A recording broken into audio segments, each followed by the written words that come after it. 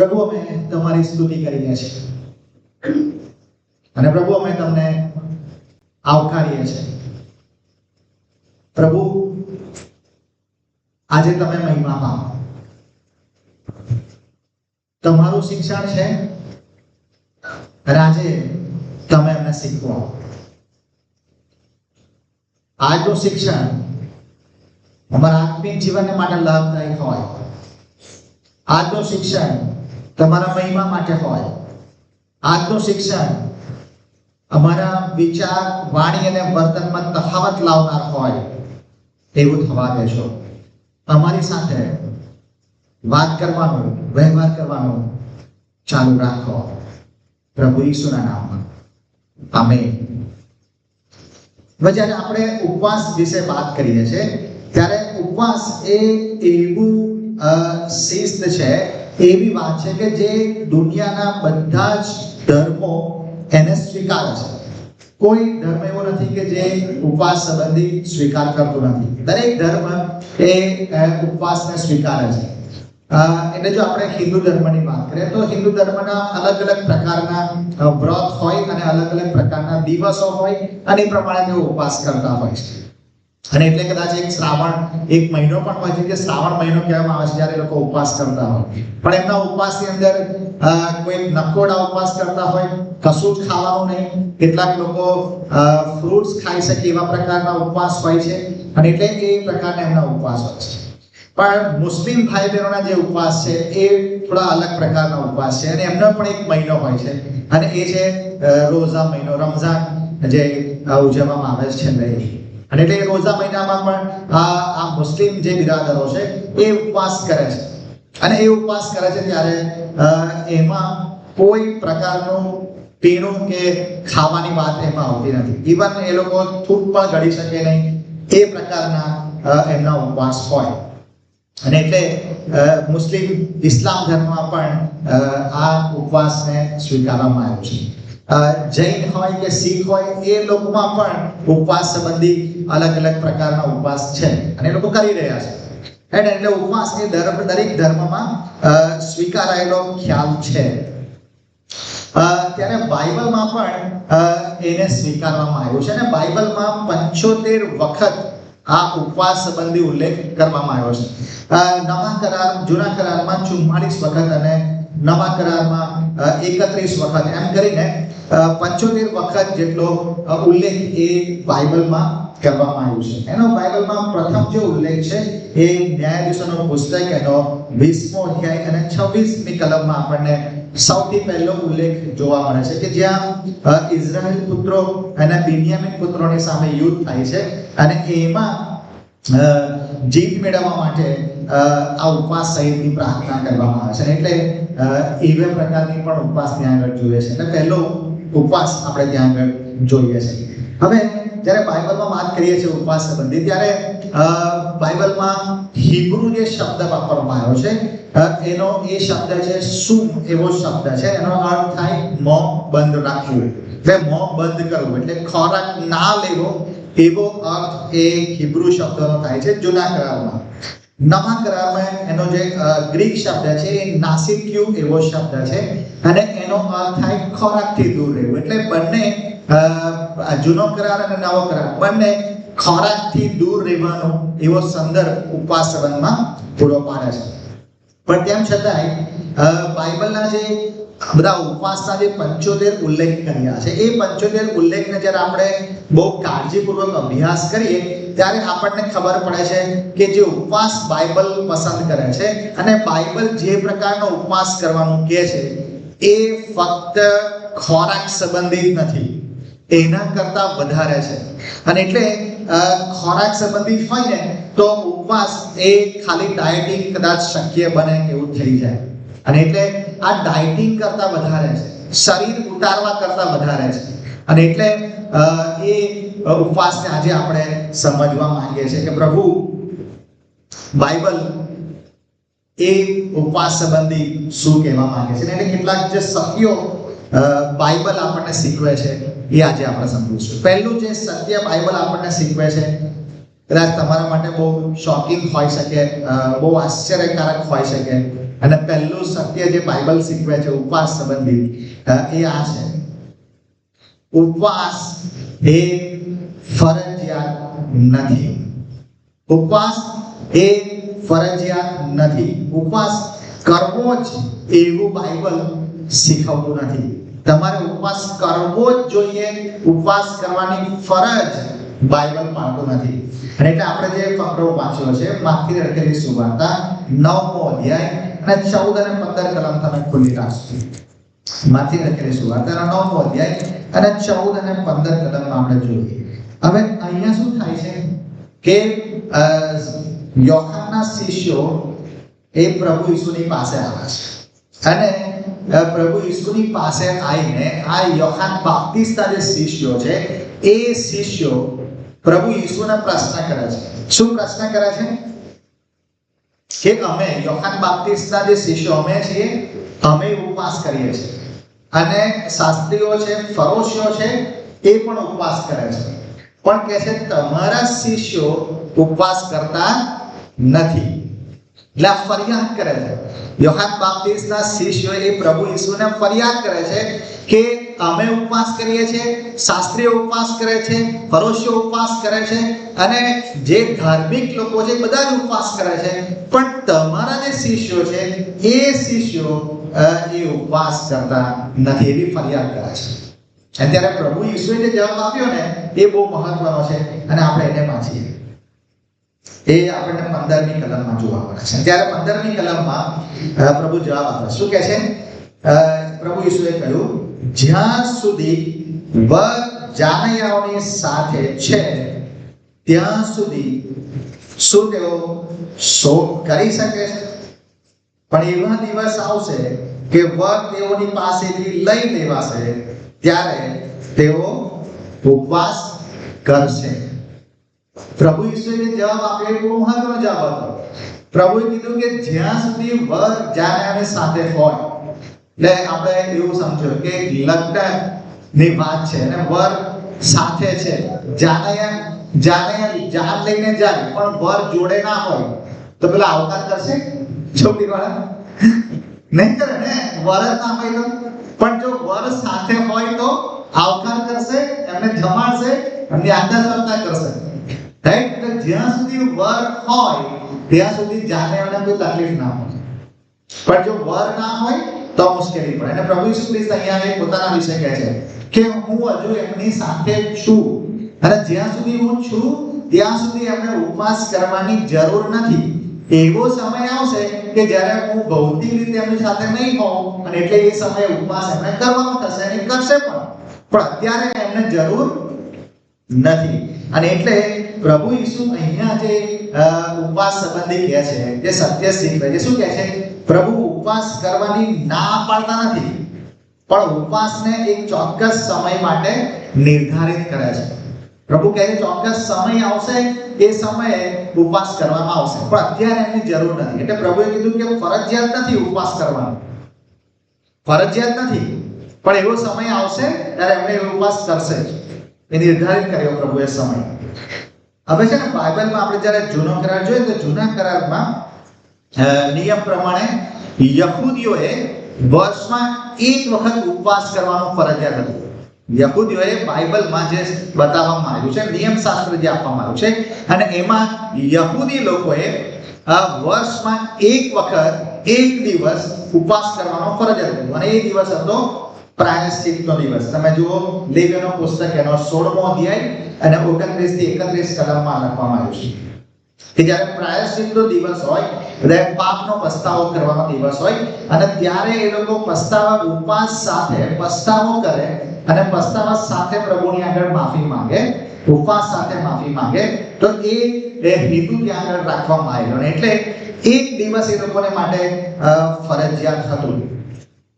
પણ આ યહૂદી લોકો અથવા તો શાસ્ત્રીઓ અને ફરોશીઓ જે કહીએ છે એ લોકોએ આ એક દિવસની જગ્યાએ આખા વર્ષમાં એક દિવસની જગ્યાએ અઠવાડિયામાં 2 ઉપવાસ કરવાનો શરૂ કર્યો.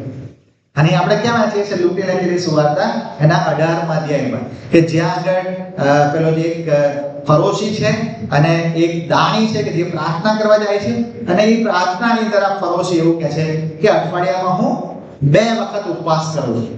અને એટલે પ્રભુએ તો એક જ દિવસ નક્કી કરેલો ઉપવાસ કરવા માટે, પણ આ લોકોએ શું કર્યું? પોતાને વધારે ન્યાયી દેખાડવા માટે, પોતાને વધારે આત્મિક બતાવવા માટે એમણે અઠવાડિયાના 2 ઉપવાસ કરવાનું શરૂ કર્યું. અને એટલે ઉપવાસ છે ને એ ફરજિયાત નથી. ઉપવાસ દેખાદેખીમાં કરશો નહીં. તમને એવું લાગે કે આ એક ચોક્કસ સમય છે, આ કસ્ટમય અઠવાડિયાનો સમય છે, આ ઉપવાસનો સમય છે, લેન્ટનો સમય કહેવામાં આવે છે, અને એટલે શ્રાવણ મહિનો એ આખો મહિનો ઉપવાસ થાય છે. મુસ્લિમ બિરાદરો રોઝા મહિનામાં ઉપવાસ કરે છે, તો ખ્રિસ્તીઓનો આ લેન્ટનો એક મહિનો એ ઉપવાસનો સમય છે એવું બાઇબલમાં કોઈ જગ્યાએ લખ્યું નથી. અને એટલે બાઇબલ પ્રમાણે આપણે જવાનું, આપણે રીતિ રિવાજો પ્રમાણે નહીં જવાનું. બાઇબલ શું કહે છે, બાઇબલમાં જે સમજાયું હોય એ પ્રમાણે આપણે કરવાનું. બાઇબલે કહ્યું છે કે વર્ષમાં એક જ વખત ઉપવાસ કરવાની જરૂર હતી. એ જૂના કરારની વાત કરે છે, બરાબર. અહીંયા આ લોકોએ પોતાને ન્યાયી બતાવવા માટે અઠવાડિયામાં 2 ઉપવાસ કર્યા. અને પ્રભુ અહીંયા યોહાન બાપ્તિસ્તના શિષ્યોને પણ જવાબ આપે છે કે જ્યાં સુધી વર છે ત્યાં સુધી આપણે ઉપવાસ કરવાની જરૂર નથી. એટલે પ્રભુ એક ચોક્કસ સમયને નિર્ધારિત ત્યાં આગળ કર્યો છે. એટલે સાચો જે ઉપવાસ છે ને એ ઉપવાસના સમયનો કોઈ મર્યાદિત નથી, કોઈ સમય મર્યાદિત કરવામાં આવ્યો નથી. બાઇબલમાં મેં કહું તમને 75 જેટલા ઉલ્લેખ કરવામાં આવ્યા છે. અને આ 75 જેટલા ઉલ્લેખની અંદર તમને અલગ અલગ જોવા મળશે. આપણે પહેલું જે જોયું એમાં 1 દિવસનો ઉપવાસ હતો. એસ્તરે 3 દિવસનો ઉપવાસ કર્યો. ત્યાર પછી આપણે વાંચીએ છીએ કે જ્યાં આગળ દાઉદે માફી માટે 7 દિવસ સુધી ઉપવાસ કર્યો. બીજો સમુએલ 12મા અધ્યાય 16 થી 18માં. અને એટલે ચોક્કસ સમય નક્કી નથી, બાઇબલમાં કરવામાં નથી આવ્યો કે તમારે કેટલા દિવસના અને કેટલા સમયગાળા માટે કરવાનું, પણ અલગ અલગ ઉદાહરણ આપણે જોઈએ છે. અને એટલે એ ઉદાહરણ પરથી આપણને ખબર પડે છે કે એક ચોક્કસ સમય તો નક્કી કરવામાં આવ્યો જ નથી. અને એટલે આપણે એવા 40 દિવસના ઉપવાસ એવું ફરજિયાત બનાવી શકીએ નહીં. બાઇબલ એના માટે પરવાનગી આપતું નથી કે આપણે 40 દિવસના ફરજિયાત બનાવીએ કે જો તમારે આત્મિક છો તો તમે આ 40 ઉપવાસ કરો તો એનાથી સાબિત થશે કે તમે આત્મિક છો. આ યોહાન બાપ્તિસ્તના શિષ્યો એવું કરતા હતા. યોહાન બાપ્તિસ્તના શિષ્યો એ પ્રભુ ઈસુને પ્રશ્ન કરે ત્યારે એ શું કહેવા માંગે છે કે અમે કેટલા બધા આત્મિક છીએ, અમે બહુ સારા છીએ અને એટલે અમે ઉપવાસ કરીએ છીએ. પણ જો તારા શિષ્યો ઉપવાસ નથી કરતા એનો અર્થ એવો થયો કે પ્રભુ તારા જે શિષ્યો છે એ આત્મિક નથી, એમણે ઉપવાસ કરવા જોઈએ તો એમનું આત્મિકપણું સાબિત થશે, એમની ધાર્મિકતા સાબિત થશે. પણ પ્રભુ કહે છે ના, એવી જરૂર નથી. એવો સમય આવશે ત્યારે લોકો કરશે, પણ અત્યારે જરૂર નથી. એટલે પ્રભુએ સમયને મર્યાદિત કર્યો નહીં, પ્રભુએ નિર્ધારિત કર્યો એક ચોક્કસ સમય આવશે. એમણે એક સ્પેસિફિક બનાવ્યું નહીં કે એમણે ક્યારે ઉપવાસ કરવાનો છે. એટલે આપણે 40 દિવસના ઉપવાસ નહીં કરવા, ફરજિયાત નહીં કરવા. એટલે કે ફરજ પડે છે, કહ્યું છે, બાકીની આખી મંડળીઓ કરે છે, બીજા ખ્રિસ્તીઓ કરે છે એટલે હું કરું ઉપવાસ, એવું કરવાની કોઈ જરૂર નથી. હવે આ 40 દિવસનો કન્સેપ્ટ આવ્યો ક્યાંથી? કદાચ કોઈ કહેશે કે પ્રભુ ઈસુ એ ભૂખ્યા રહ્યા 40 દિવસ સુધી અરણ્યમાં ભટક્યા, એટલે પ્રભુ ઈસુએ 40 દિવસ સુધી ઉપવાસ કર્યા એટલે આપણે 40 દિવસ સુધી ઉપવાસ કરવાનો. કદાચ એવો સંદર્ભ લાવે કે મૂસા એ 40 દિવસ ભૂખ્યો રહ્યો અને પ્રભુ સાથે વાત કરી એટલે આપણે 40 દિવસ સુધી ઉપવાસ કરવાનો. કદાચ આ કન્સેપ્ટ આવ્યો હોય, શક્ય છે એવું. પણ હવે હું તમને એક વિચાર આપું. શું મૂસા કે પ્રભુ ઈસુ એવું નક્કી કર્યું હશે એમણે પહેલેથી? પ્રભુ અમે આ મહિનો શરૂ થાય છે એની પહેલી તારીખથી હવે 40 દિવસ સુધી અમે તમારી સાથે હોઈશું, અમે ખાઈશું પીશું નહીં, એવું નક્કી કર્યું હશે એમણે? નક્કી કર્યું હશે? મૂસા એવું નક્કી કરી ગયો હશે ઇઝરાયલને કે હું 40 દિવસ જો પ્રભુ સાથે વાત કરવા જાઉં છું, તમે બધું ધ્યાન રાખો, હું 40 દિવસ વાત કરીને આવું છું, પછી આપણે મળીશું, એવું કરીને ગયા છે? નહીં કર્યો હોય. પ્રભુ ઈસુએ અરણ્યમાં ભટકવાનું છે ત્યારે 40 દિવસ નક્કી થયા હશે? કોઈ નક્કી નહોતા કર્યા. એ તો એ લોકોનો સમય પૂરો થઈ ગયો. મૂસા જ્યારે નીચે, મૂસા તો પ્રભુ સાથે વાતચીતમાં એટલા બધા મશગુલ હતા, એટલી બધા વાતચીતનો આનંદ માણતા હતા, સંગતનો આનંદ માણતા હતા, એમને ખબર જ નહીં પડી કે રાત 40 દિવસ કેમના વીતી ગયા. અને એ તો પ્રભુએ મૂસાને કીધું કે જવાની જરૂર છે, નીચે જા. નીચે તો પેલા અમને વછેરાનો મૂર્તિ પૂજા શરૂ કરી દીધી છે, અને એટલે મૂસા નીચે આવ્યા. અને એટલે કોઈ 40 દિવસો નક્કી નહોતું. પ્રભુ ઈસુના સંદર્ભમાં પણ એવું નક્કી નહોતું કે 40 દિવસ જ પ્રભુનો અરણ્યમાં ભટકશે. એ તો પ્રભુનું પરીક્ષણ થાય છે અને પૂરું થાય છે પછી આપણે ગણ્યું કે આ તો 40 દિવસ થઈ ગયા.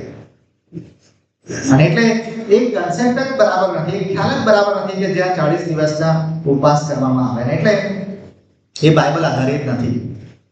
એટલે પહેલું જે સત્ય આપણે સમજવાનું છે એ છે કે ઉપવાસ એ ફરજિયાત નથી. બાઇબલ એને ફરજિયાત બનાવતું નથી. બાઇબલ એને ચોક્કસ સમય માટે નિર્ધારિત કરે છે પણ ફરજિયાત બનાવતું નથી. એક ચોક્કસ સમય નક્કી કરવામાં આવ્યો છે અને એ સમયે ઉપવાસ થઈ શકે. પણ આ લેન્ટનો સમય ચાલે છે, દુઃખ સહનનો સમય ચાલે છે, અને એટલે આપણે ઉપવાસ કરીએ આત્મિક બતાવવા માટે, દેખાવા માટે, તેની જરૂર છે. અને એ જ માથીની લખેલી સુવાર્તાના 6 અધ્યાયમાં પ્રભુએ શીખવ્યું. જ્યાં 16 થી 18 કલમ આપણે વાંચ્યું ને, કે જ્યાં આગળ પ્રભુ ઈસુ પોતે શિક્ષણ આપે છે અને એમાં શું કહે છે? તમે ઢોંગીઓના જેવા લેવાઈ ગયેલા મોણા ન થાઓ, અને લોકોને ઉપવાસી દેખાવા માટે તમારે ઉપવાસ કરવાની જરૂર નથી કે હું બધાને ઉપવાસી દેખાવું અને બધાને હું કહેવું કે જો મેં કેટલો સારો છું, હું કેટલો આત્મિક છું અને મેં ઉપવાસ કર્યો છે. એવું મને બતાવવા માટે ઉપવાસ કરવાની જરૂર નથી. અને પ્રભુ ત્યાં ના પાડે છે. અને પ્રભુએ તો એક કારણ પણ આપ્યું કે માની લો એવું થાય કે હું ઉપવાસ કરું છું અને કોઈ માણસ મંડળીના બીજા બધા લોકો મને જોવે છે અને બધા લોકોએ મારા મોં તરફ જોયું, મને લાગ્યું કે ઉપવાસ કર્યો છે. તો બધા લોકોએ મારી વાહ કરી, ઓ સરસ, બહુ આત્મિક માણસ, આત્મિક છોકરી, આત્મિક છોકરો, આત્મિક ભાઈ, આત્મિક બેન, બહુ સરસ સરનો ઉપવાસ કર્યો. તો ઉપવાસ કરવાનો બદલો મળી ગયો. ઉપવાસ કરવા તમારે બતાવવું હતું કે લોકો તમને ઉપવાસી જોવે, કોઈ તમને ઉપવાસી જોયા અને એમણે કીધું સરસ, બહુ સરસ કર્યું, ઉપવાસ કર્યો, તમે સારા લોકો છો, આત્મિક છો, તો એનો બદલો તો મળી ગયો. હવે પ્રભુ તરફથી બદલો મળશે? ના મળે બદલો, કારણ કે તમને જે બદલો જોઈતો હતો એ બદલો તો મળી ગયો. હવે પ્રભુ તરફથી બદલો કોઈ મળે નહીં. અને એ જ પ્રભુ અહીંયા કહે છે કે લોકો એમનો બદલો પામી ચૂક્યા છે. એ બધાને ઉપવાસી બતાવવા માંગતા હતા અને ઉપવાસી દેખાઈ ગયા, તો હવે ઈશ્વર તરફથી કોઈ બદલો એમને મળતો નથી. ને એટલે બાઇબલ એ ઉપવાસને ફરજિયાત બનાવતું નથી. દેખાદેખીમાં આપણે ઉપવાસ કરીએ નહીં, કોઈકને બતાવવા માટે ઉપવાસ કરીએ નહીં. ઉપવાસને તમારી રીતિ રિવાજ ના બનાવીએ, ઉપવાસને આપણે ટેવ ના બનાવીએ. એટલે ઉપવાસ એ ફરજિયાત નથી. એ પહેલું સત્ય છે. પણ ઉપવાસ એ આવશ્યક આત્મિક શિસ્ત છે, એ બીજું સત્ય છે. ફરજિયાત નથી પણ એક આત્મિક શિસ્ત છે, જે આવશ્યક છે, જે જરૂરી છે. કેમ જરૂરી છે? કારણ કે ઉપવાસ એ આપણને આત્મિક વૃદ્ધિ તરફ લઈ જઈ શકે છે. એટલે એ જરૂરી છે, ફરજિયાત નથી પણ એ જરૂરી છે. આત્મિક વૃદ્ધિ જોઈએ છે તો ઉપવાસ કરવો જોઈએ. અને એ આપણને માંથી 6 અને 16 માં કહે છે કે તમે ઢોંગીઓની જેવા ના થાઓ, એ રીતે ના કરો. પણ તમારે જો ખરેખર આત્મિક વૃદ્ધિ જોઈએ છે, આત્મિક રીતે આગળ વધવું છે, પ્રભુના પ્રકટીકરણો જોઈએ છે, પ્રભુ તરફથી માફી જોઈએ છે, પ્રભુમાં વૃદ્ધિ પામવી છે, પ્રભુના વચનો શીખવા છે, તો તમે ઉપવાસ કરો. ના નથી પાડતું બાઇબલ, પણ એના ચોક્કસ કારણો તમારી પાસે હોવા જોઈએ. અને કયા કારણો હોય? કે તમે આત્મિક વૃદ્ધિ પામો. અને એના જો કારણો તમારી પાસે છે તો તમે 1 ઉપવાસ કરો, 2 ઉપવાસ કરો, અરે 40 ઉપવાસ કરો, 50 ઉપવાસ કરો, કશો વાંધો નથી. જો તમે એનો હેતુ તમારી પાસે બહુ ચોક્કસ છે અને એ તમે આત્મિક વૃદ્ધિ કરવા માંગો છો તો પ્રભુ એના માટે ના પાડતા નથી. હવે જો માથી 6:16 ની અંદર પ્રભુ શરૂઆત કેવી રીતે કરે છે? શું કહે છે? જ્યારે, શું કહે છે? જ્યારે તમે ઉપવાસ કરો ત્યારે. પ્રભુ એવું નથી કીધું જો તમે ઉપવાસ કરો તો. પ્રભુએ શું કીધું છે? જ્યારે તમે ઉપવાસ કરો. એટલે જેટલી વખત ઉપવાસ કરીએ, જ્યારે ઉપવાસ કરીએ ત્યારે ઉપવાસનો હેતુ શું હોવો જોઈએ? આત્મિક વૃદ્ધિ હોવો જોઈએ, કે મારું આત્મિક રીતે બદલાણ થાય એના માટેનો મારો હેતુ હોવો જોઈએ. એ ચોક્કસ જો હેતુ મારી પાસે હોય તો પ્રભુ ઉપવાસને માન્ય કરે. જો મારે દેખાદેખીમાં મેં ઉપવાસ કર્યો હોય, કોઈ હેતુ નથી, કયો હેતુ છે? દેખાદેખી વાળો, ઢોંગી જીવન વાળો, તો પ્રભુ માન્ય કરતા નથી. પણ જે હેતુ પ્રભુ ઈચ્છે છે એવો જો હેતુ માટે ઉપવાસ તમે કરો છો તો પ્રભુ એને ના પાડતા નથી. પ્રભુ એને સ્વીકાર કરે છે અને પ્રભુ ઈશ્વરની ઈચ્છા પ્રમાણે, એમની ઈચ્છા પ્રમાણેનો ઉપવાસ કરવાને માટે કરે છે, ત્યારે એનો બદલો ચોક્કસ આપે છે. જો છે આપણે બદલો આપે છે ઈશ્વર, પિતા તરફથી બદલો જોઈએ છે તો પિતાની ઈચ્છા પૂરી કરવી પડે, બરાબર? અને જો લોકો તરફથી બદલો જોઈએ છે તો લોકોને જેની ઈચ્છા છે એ પ્રમાણે કરો. પણ જો તમારી ઉપવાસનો બદલો ઈશ્વર તરફથી જોઈએ છે તો પછી તમારો ઉપવાસ એ ઈશ્વરને પસંદ પડે ને એવો હોવો જોઈએ. અને એટલે ઘણી બધી વખત જે આપણને અઘરી લાગતી બાબતો હોય ને એના માટે પણ આપણે ઉપવાસ કરવાની જરૂર છે. ઉપવાસ એ આત્મિક શિસ્ત તમારું હોવું જોઈએ, નહીં કે આપણું આત્મિકતાની જાહેરાત હોય. ઉપવાસ એ વ્યક્તિગત જાહેર પ્રદર્શન નથી, તમારી આત્મિકતાનું જાહેર પ્રદર્શન નથી. ઉપવાસ એ વ્યક્તિગત રીતે આત્મિક શિસ્તનું પ્રતીક છે. આત્મિક શિસ્તનું પ્રતીક થવું જોઈએ. એ આપણી આત્મિકતાનું જાહેર પ્રદર્શન ના થવું જોઈએ, બરાબર? અને એ આપણે કરવાની જરૂર છે. એટલે જ્યારે ઉપવાસ કરીએ ને ત્યારે આપણે ઈશ્વરનું સાંભળવાને માટે પ્રયત્ન કરીએ કે ઈશ્વરનું મારે સાંભળવું છે, ઈશ્વર શું ઈચ્છે છે એ જો હું સાંભળું અને જો એ પ્રમાણે મારું જીવનનો ઉપવાસ કરવું, બદલું જીવનને, તો એ ઉપવાસ માન્ય કરવામાં આવે. ઘણી વખત આપણે શું કરીએ છીએ? ઘણી વખત આપણે આપણી પોતાની ઈચ્છાને પૂરી કરવાને માટે ઉપવાસ કરીએ છીએ. દાખલા તરીકે મને કોઈક નોકરી જોઈએ છે, એક કોઈક બાબત જોઈએ છે, તો એ જે મેળવવા માટે હું કષ્ટ કરું અને ઉપવાસ કરું, સતત ઉપવાસ કરું. પ્રભુ મને આ જોઈએ છે, આ જોઈએ છે, આ જોઈએ છે. હવે ખબર છે, જ્યારે આપણે આવી જીદ પર ઉપવાસ કરીએ છીએ પ્રભુ ચોક્કસ એ ઉપવાસ સાંભળેલો છે, એની પ્રાર્થના એ સાંભળે છે. પણ તમે જો એમાં ઈશ્વરની ઈચ્છા નહીં સાંભળી હોય ને તો જે તમે માંગ્યું છે એ કદાચ તમને મળશે ને એના થોડા સમય પછી તમને એના માટે પસ્તાવો થશે કે આ કેમ માંગ્યું મેં. અને એટલે ઉપવાસ એના માટે કરો, પોતાની ઈચ્છાને ઈશ્વર પર થોપવા માટે ઉપવાસ ના કરશો. ઈશ્વરની ઈચ્છા સાંભળવા માટે ઉપવાસ કરો. અને જ્યારે તમે ઈશ્વરની ઈચ્છાને સાંભળશો અને ઈશ્વરની ઈચ્છા પૂરી કરવા માટે ઉપવાસ કરશો ત્યારે ચોક્કસ તમારા માટે આશીર્વાદ લાવશે. ઘણી બધી વખત આવું થાય છે. તો તમને એક ઉદાહરણ સરસ આપું, હવે સમજવાનો પ્રયત્ન આપણે કરીએ. યોહાન બાપ્તિસ્તના જે માતા પિતા એટલે જખારિયા અને એલિઝાબેથ, બરાબર? જખારિયા યાજક તરીકેનું કામ કરે છે અને એલિઝાબેથ એ પણ યાજકની છોકરી હતી, બરાબર? એટલે યાજક કુટુંબમાંથી જ આવે છે.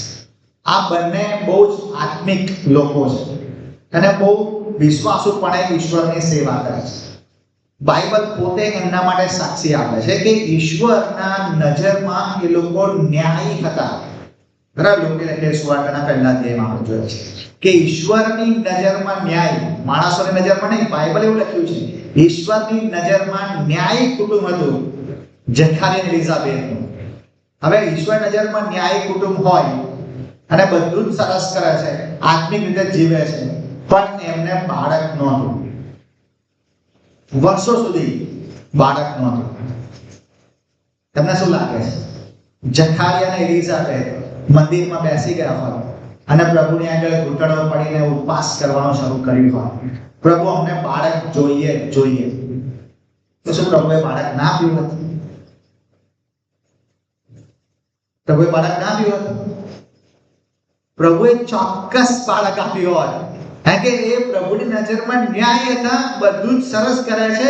અને જો એ પ્રભુની પાસે એ જીદ લઈને બેઠા હોત કે પ્રભુ અમે જ્યાં સુધી તમે અમને બાળકનું વચન નહીં આપો, અમે ઉપવાસ નહીં છોડીએ, અમે ચાલુ જ રાખીશું, અમારી પ્રાર્થના બંધ નહીં કરીએ, અમે અહીંથી ઊભા જ નહીં થઈએ, તો પ્રભુએ ચોક્કસ વચન આપ્યું હોત, પ્રભુએ ના પડી હોત.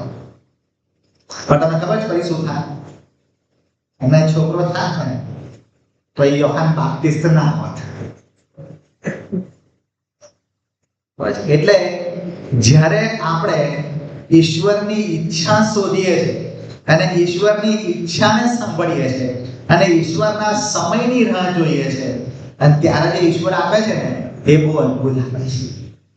અને એટલે એમણે ઈશ્વરના સમયની રાહ જોઈ અને ઈશ્વરે એમના સમયમાં એમનો દીકરો આપ્યો, અને એ દીકરો યોહાન બાપ્તિસ્ત થયો, જેના માટે પ્રભુ ઈસુએ પોતે સાક્ષી આપી કે પૃથ્વી ઉપર સૌથી ન્યાયી માણસ. પ્રભુ ઈસુએ સાક્ષી આપી. પ્રભુ ઈસુનો માર્ગ તૈયાર કરનારે બની શક્યો. અને એટલે આપણે ઈશ્વર પર ઈચ્છા થોપવા માટે ઉપવાસ નહીં કરવા, પણ ઈશ્વરની ઈચ્છા સાંભળવા માટે ઉપવાસ કરવા. અને જો એ કરીએ છીએ ને તો ખરેખર આપણો ઉપવાસ એ બહુ સાર્થક બને છે. એટલે અઘરી લાગતી જ્યારે બાબતો હોય એના માટે તમે ઉપવાસ કરી શકો. તમને એવું લાગે છે કે કોઈ પાપ તમારા જીવનમાં છે, નથી છૂટી શકતું, બહુ અઘરું લાગે છે, એ કોઈ વ્યસન છે, બહુ અઘરું લાગે છે, નથી છૂટતું, અરે પ્રભુ મારે તો દારૂ છોડી દેવો છે પણ નથી છૂટતો, તો પ્રભુની આગળ ઉપવાસ છે, ઘૂંટણ પર પ્રાર્થના કરો, પ્રભુ ચોક્કસ મદદ કરશે. અઘરી લાગે છે બાબત, કોઈકને માફ કરવાનું, તમારી આસપાસના પડોશી છે, તમારો બહુ જ ગુંડું કર્યું છે, એમને માફ કરવાનું અઘરું લાગે છે, એમનું મોઢું જોવાનું તમને નહીં ગમતું, પણ બાઇબલે કીધું કે તમારે માફ કરવાનું છે, અઘરું લાગે છે. તો એ અઘરું લાગતી બાબત હોય ને એને પૂરી કરવા માટે ઉપવાસ કરો, પ્રાર્થના કરો, પ્રભુ તમને મદદ કરશે કે તમે એમને માફ કરી શકો. એટલે અઘરી લાગતી બાબતો આવે જ્યાં એને તોડવાને માટે તમે ઉપવાસ કરજો અને આત્મકષ્ટ કરજો, પ્રભુ એના જવાબ ચોક્કસ તમને આપશે.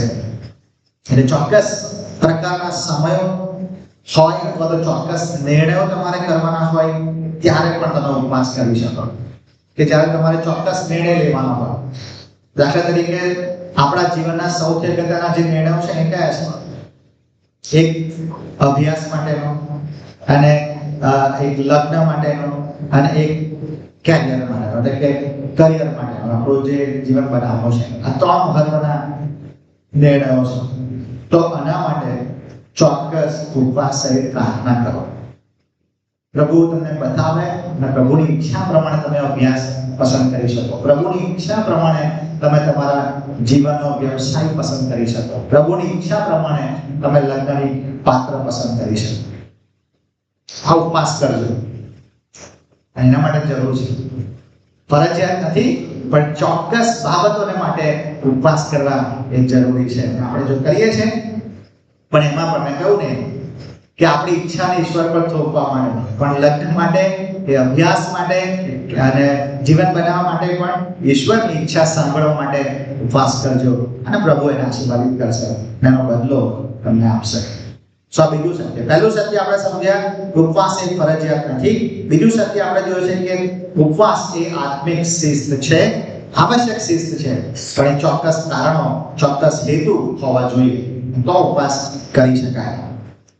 ત્રીજું જે સત્ય છે, અને એ સત્ય એ છે કે ઉપવાસ ખરા બદલાણ વગર નકામો છે. ખરું બદલાણ વગર ઉપવાસ નકામો છે, કોઈ કામનો નથી. જો મેં પ્રભુ ઈસુને જીવન સોંપ્યું ના હોય, મેં મારા પાપોની કબૂલાત કરી ના હોય, પ્રભુના બલિદાન પર વિશ્વાસ કર્યો ના હોય, તો પછી હું 4 ઉપવાસ કરું, 40 ઉપવાસ કરું, 400 ઉપવાસ કરું કે 4000 ઉપવાસ કરું, કોઈ કામ નહીં લાગે, કોઈ કામ લાગશે નહીં. ઉપવાસ ત્યારે જ કામનો છે જ્યારે તમે ઈશ્વરને જીવન સોંપ્યું હોય, અને ત્યાર પછી જ આ ઉપવાસ તમને આત્મિક વૃદ્ધિ આપી શકે, તમારા જીવનમાં આશીર્વાદ લાવી શકે.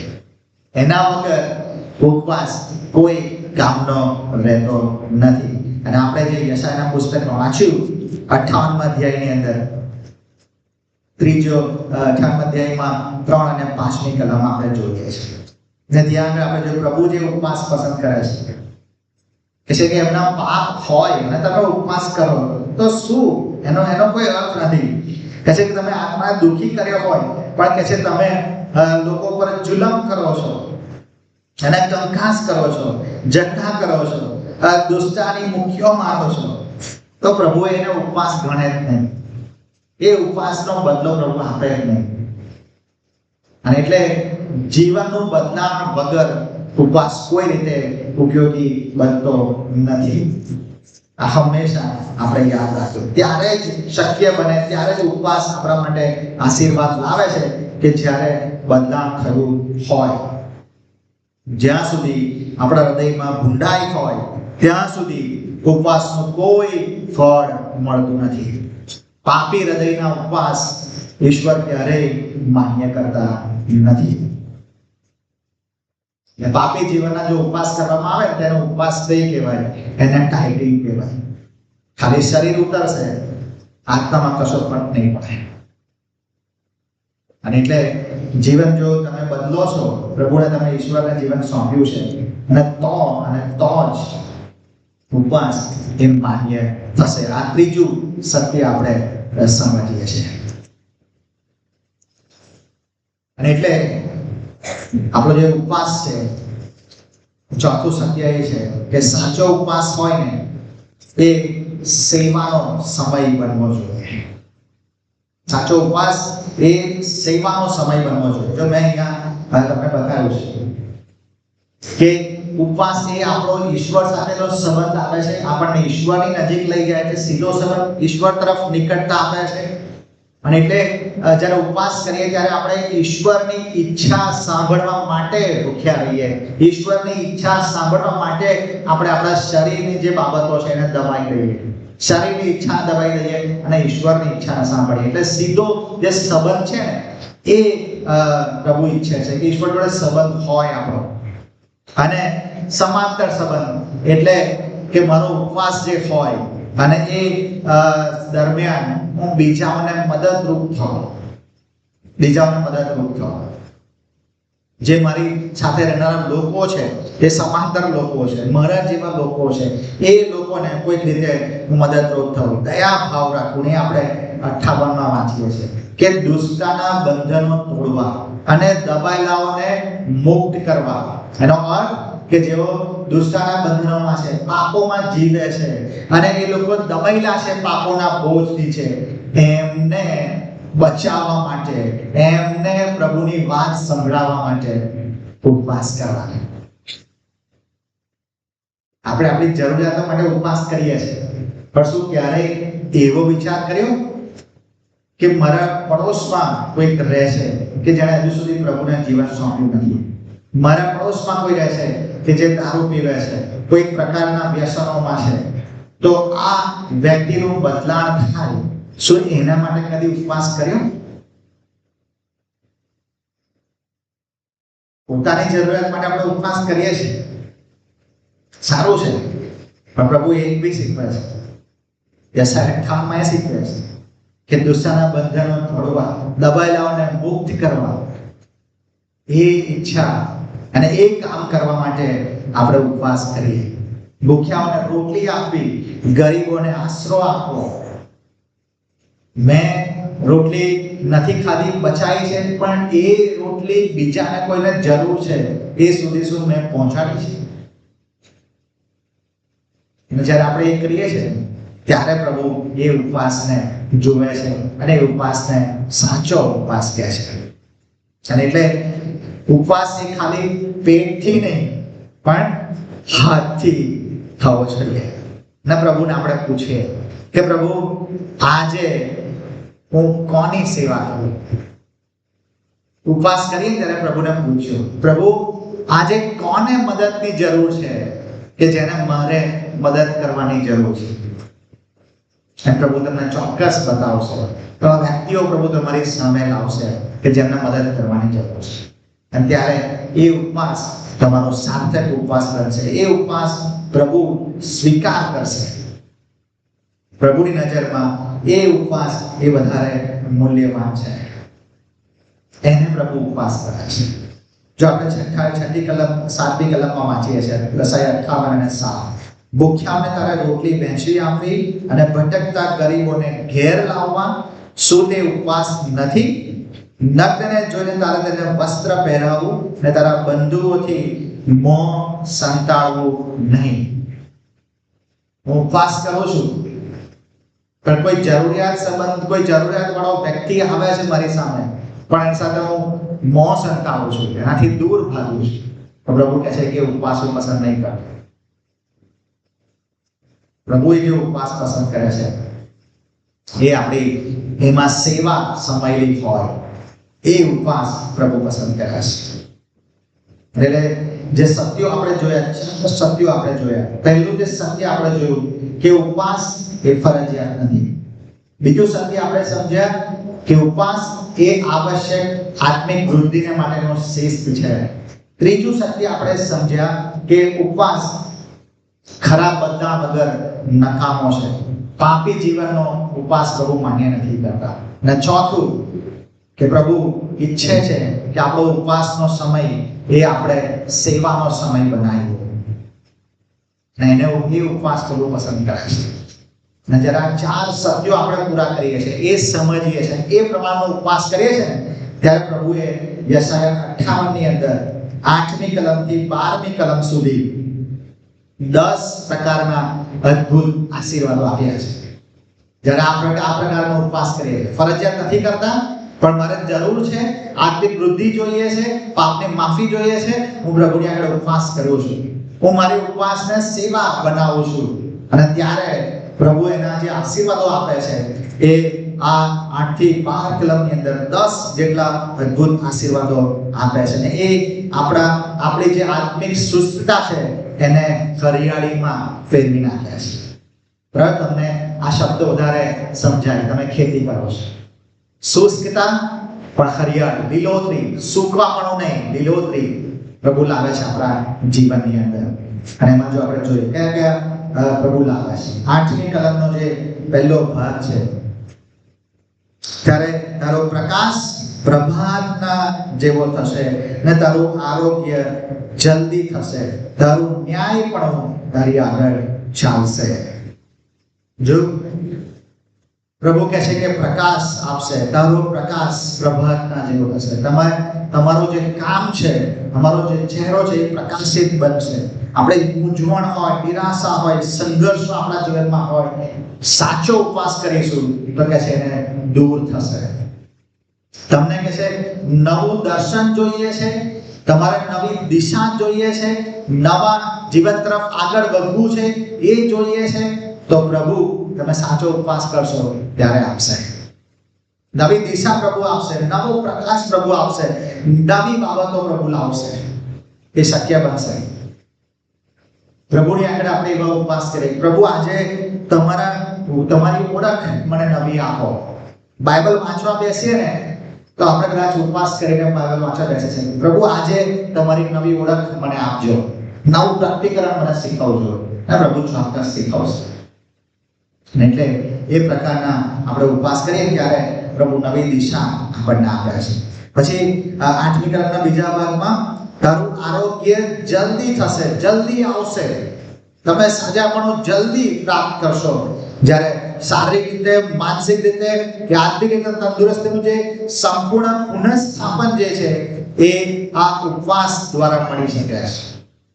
અને આપણે અગાઉ જોઈ ગયા કે આપણે એવી અઘરી બાબતો છે કે જે આપણને આપણી માનસિક શાંતિ ખણી લે છે, કોઈકને માફ ના કરવું તો એને તો ફરક નહીં પડે, પણ આપણા જીવનમાં ફરક પડે. જ્યારે જ્યારે આપણે જોઈશું આપણા હૃદયમાં બળતરા થાય છે, આપણે નહીં માફ કરીએ નહીં એટલે, અને એટલે એમાંથી પણ આપણે જોઈએ શાંતિ જોઈએ છે આપણને, તો પ્રભુ આપશે. માનસિક રીતે, આત્મિક રીતે પ્રભુ સાથે સંબંધ જોઈએ છે, પ્રભુ આપશે. એવા પ્રકારના આપણે ઉપવાસ કરીએ તો પ્રભુ એ આપણું સાજાપણું શારીરિક રીતે, માનસિક રીતે, આત્મિક રીતે આપણને આપશે.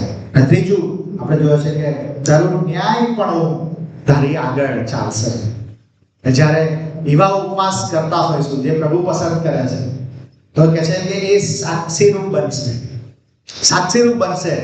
લોકો તમારું ન્યાયી જીવન જોશે અને સમાજમાં, મંડળીમાં અને બીજા તમારા ગામમાં, તમારા નોકરીના સ્થળ ઉપર, તમારા અભ્યાસના સ્થળ ઉપર તમે જીવન સાક્ષી બનશો. પણ પેલા મોં કસાણા કર્યું એ પ્રકારની સાક્ષી નહીં, પણ તમારું જીવન બદલાયું છે, તમે પ્રભુની ઈચ્છા શોધો છો, એ સાક્ષી તમે બની શકશો. એટલે આપણને નવી દિશા મળશે, સાજાપણું મળશે અને સાક્ષી મળશે. આ ત્રણ બાબતો આપણે અહીંયા જોઈએ છીએ 8મી કલમમાંથી.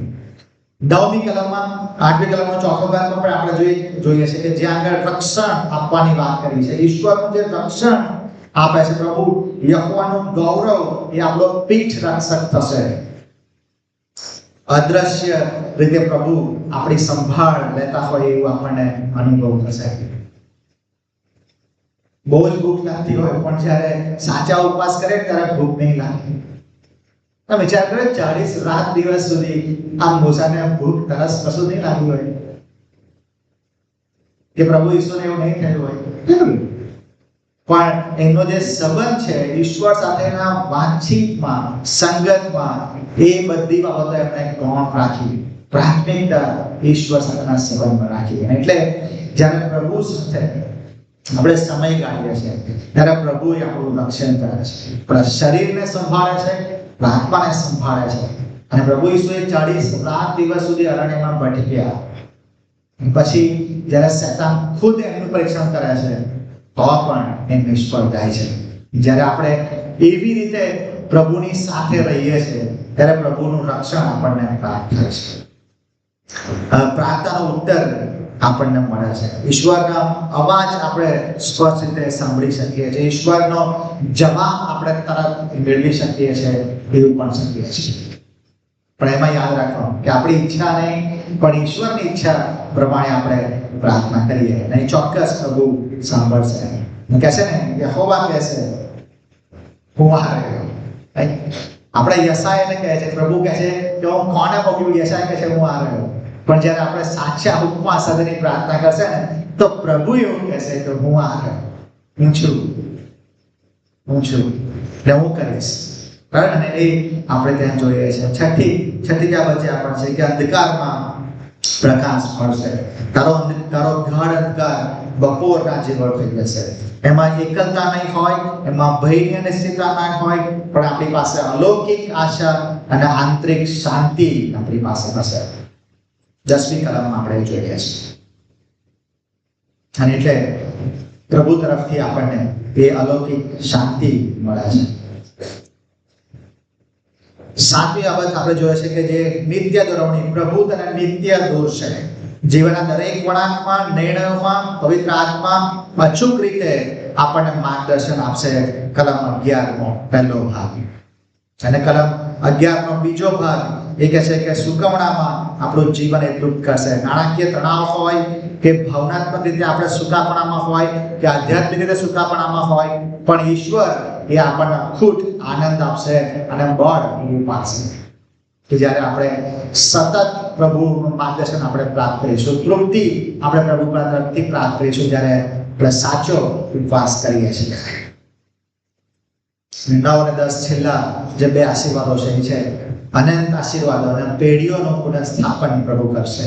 અખૂટ ઝરો, તું પાણી પડાવેલી પાણી અને અખૂટ ઝરણા જેવો થઈશ. એટલે સાચો ઉપવાસ એ આપણા પૂરતો મર્યાદિત નહીં રહે, પણ સાચો ઉપવાસ એ કહે છે કે આપણા પરિવારમાં, આપણે મંડળીમાં, આપણા સમાજ માટે પણ એક ઉત્તેજનનું કારણ બની રહેશે, અખૂટ સ્ત્રોત બની રહેશે. ત્યારે સાચો ઉપવાસ આપણે કરીશું ત્યારે. અને 12મી કલમ કહે છે કે તારાથી ઉત્પન્ન થશે તે પુરાતન કાળના ખંડેરીઓનો ભાગ છે. એટલે જે વર્ષોથી જે બધું ખંડેર થઈ ગયું છે, જે વર્ષોથી પરિવાર તૂટી ગયેલા હોય, સંબંધો તૂટી ગયેલા હોય, નવી પેઢીઓ આડે માર્ગે ચાલી ગઈ હોય, એ બધાને ફરી બાંધવાના માટે આ સાચા ઉપવાસ કરનાર વ્યક્તિનો પ્રભુ ઉપયોગ કરશે, પુનઃસ્થાપન લાવશે. એટલે આ 10 આશીર્વાદો મળશે કે જ્યારે આપણે સાચો ઉપવાસ જે ઈશ્વર પસંદ કરે છે એવો કરીશું. એટલે સાચા ઉપવાસની આ રચના છે, એનું જે મેથડ છે આ છે. સાચો ઉપવાસ એ ફરજિયાત નથી, એક શિસ્ત બનવું જોઈએ. ખાલી ખોરાકની વાત નથી, પણ એમાં આપણે ઈશ્વરની ઈચ્છા શોધીએ એવું શિસ્ત બનાવીએ અને હૃદયથી આપણે આપણો સ્વનખાર કરીએ અને ઈશ્વર તરફ જઈએ. ઊંડો પસ્તાવા માટે, આપણા ખોટી બાબતો છોડવા માટે, અઘરી બાબતો દૂર કરવા માટે આપણે ઈશ્વર તરફ જઈએ અને એ હૃદય ઈશ્વર તરફ રાખીએ. એટલે શિસ્ત, હૃદયથી શિસ્ત. અને પછી હાથની વાત છે કે આપણે આપણી સેવાને, આપણા ઉપવાસને સેવા બનાવીએ, ગરીબોની સેવા, જરૂરિયાતમંદોને મદદ કરીએ, એ બનાવી દઈએ. અને એનું ફળ આપણને મળે છે કે ઈશ્વર એ સ્વર્ગમાંથી એમના આશીર્વાદોની બહાર ખોલી નાખશે અને પ્રભુ એ આશીર્વાદો આપશે. એટલે મેં એવું લખ્યું છે કે ઉપવાસ એ પૃથ્વી અને સ્વર્ગનું મિલન છે. અને એટલે ઉપવાસ જ્યારે યોગ્ય રીતે કરવામાં આવે છે ત્યારે એ સ્વર્ગને સ્પર્શે છે, એટલે ઈશ્વરને સ્પર્શે છે. અને આ પૃથ્વી પરની જે વાસ્તવિકતાઓ છે, પૃથ્વી પરના જે જીવનો છે, પૃથ્વીની જે પરિસ્થિતિઓ છે એને બદલી નાખે છે. પણ એ સાચા ઉપવાસમાં સામગ્રી લે છે, એમાંય આશીર્વાદો મળે છે. ખોટા ઉપવાસમાં નહીં, જૂઠા ઉપવાસમાં નહીં, ઢોંગી ઉપવાસમાં નહીં, દેખાદેખી વાળા ઉપવાસમાં નહીં, ફરજિયાત કરવામાં આવેલા ઉપવાસમાં નહીં, પણ પ્રભુ જે પસંદ કરે છે એવા ઉપવાસ દ્વારા પ્રભુ આ શક્ય બનાવે છે. અને એ ઈશ્વરની કૃપા આપણી પર જોડે છે, લાવે છે અને આપણને આશીર્વાદ કરવા માટે લાવે છે. તો હવે આપણે આવી પ્રભુની આગળ જઈએ અને પ્રભુની આગળ સાચો ઉપવાસ માટે પ્રભુની આગળ નિર્ણય કરીએ. પ્રભુને કહે કે પ્રભુ